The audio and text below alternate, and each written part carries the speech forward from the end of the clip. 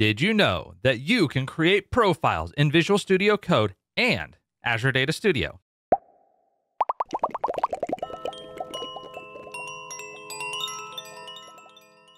Welcome to this quick hits video. My name is Kevin Fiesel and I'm the proprietor of Galaxy Services LLC, a consulting firm which specializes in work all across the data platform space, especially SQL Server. Today, I am going to offer up a demo-heavy quick hits video where I'll show you how you can create profiles in Visual Studio Code and Azure Data Studio. Along the way, you'll also see why that can be useful, especially if you are a full-stack developer working with multiple languages and in several domains. With that, let's jump straight to the demo.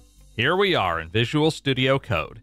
If I navigate to the Extensions menu, we can see that I have dozens of extensions installed, covering a variety of activities around working with various languages and platforms. Now, there's nothing inherently wrong with this, necessarily, but suppose I want to try out two versions of an extension.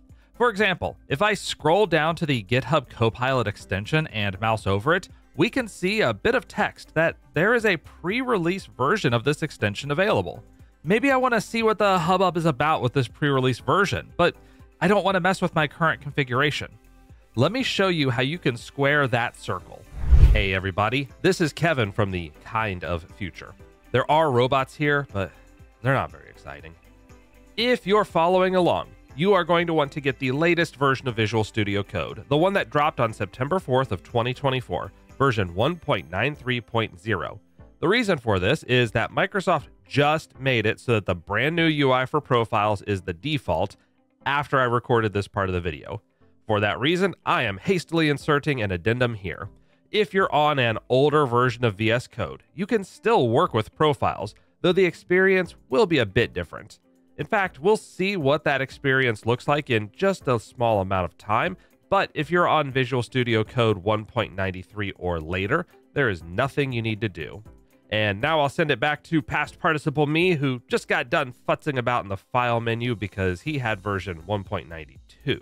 Nonetheless, let's now go back to that preferences submenu. I will select the profiles menu option. We can see that my current profile is the default one, and there's a button at the top of the page to create a new profile. Let's do that. I will call this profile Copilot Test. Next, I will perform the most important action, selecting an icon. As everyone knows, choosing the right icon is critical to whether an activity will be successful. In the top right corner of the icons list, I will choose the snake. Okay, the important stuff is done. Now I'm going to look at the drop-down list called Copy From. If I select that, down at the bottom I see my default profile, but I also see a series of profile templates. The Visual Studio Code team has come up with a set of packages and settings that might be relevant to your needs. For example, I'll select the Python project template. This will pre-install some extensions and change some settings to make life a little easier for a Python developer. Note that I can also choose settings from my default profile, so if I spent a lot of time making the keyboard shortcuts just right, I can easily copy those over to the new profile. Now let's select the Create button. This is going to take a few moments because we are installing a variety of extensions. Give it time, however, and it will finish up and we'll be able to see the Copilot Test profile available to us. If I select the ellipsis next to Copilot Test, I can make it the profile for this window and even make it the new default. I'm just going to make it the active profile for this window, and we can see some significant changes. First, it switched over to dark mode. Second, it went from more than 80 extensions installed to around 20. Third, I no longer have GitHub Copilot installed. So let's install Copilot. I am going to choose the drop-down for GitHub Copilot and then choose Install Pre-Release Version. That'll take a moment to complete, and once it does, I can hover over GitHub Copilot and see that we have the pre-release extension installed. That's great, but what if I want to go back to my normal environment? Well, there are two ways to do it. First, I can switch back to the Profiles tab, right-click on Default, and set it for my current environment.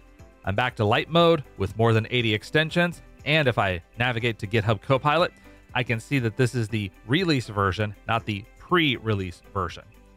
The second way to change a profile is to open the command template. On Windows and Linux, that is Control plus Shift plus P. If I type in the phrase switch profile, I can see a menu with my profiles. I'll select Copilot Test, and we've made the switch. Now, this makes profiles a useful feature for a few use cases.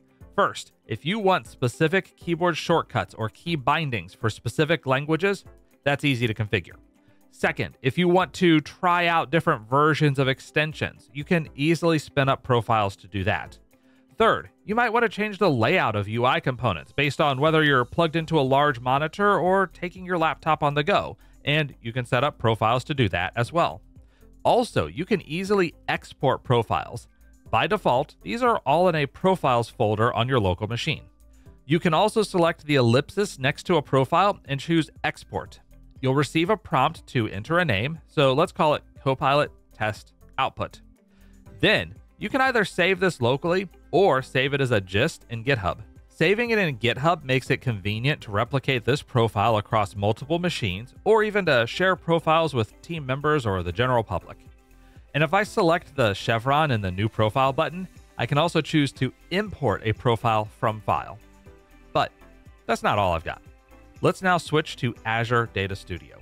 If I go to the Help menu and select About, we can see that my version of Azure Data Studio, as of the time of recording, this is built off of VS Code 1.82, so it does not have the new Profiles UI. But that's okay. We can still create profiles using the older UI. To do so, I'll navigate to File and then Preferences.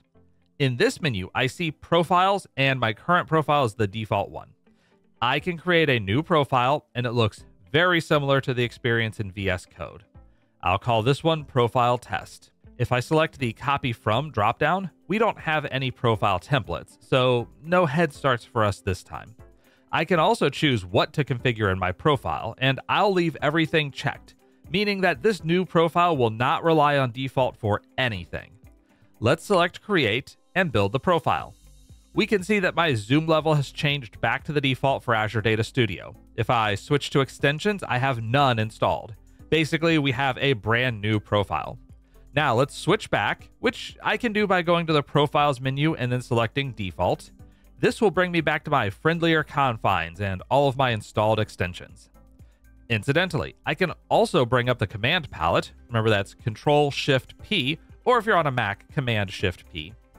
From there, I can choose whichever profile I desire. And if I want to delete a profile, that's easy as well. I can navigate back to the Profiles quick menu and then select Delete Profile. From here, I get a list with all of the profiles I can delete. I'll delete Profile Test and hit OK. Note that you cannot delete your default profile using this mechanism, only profiles you've created or imported. I hope you enjoyed this quick hits video on setting up profiles in Visual Studio Code and Azure Data Studio. We'll have links and show notes in the description below, and until we see each other in the next video, take care.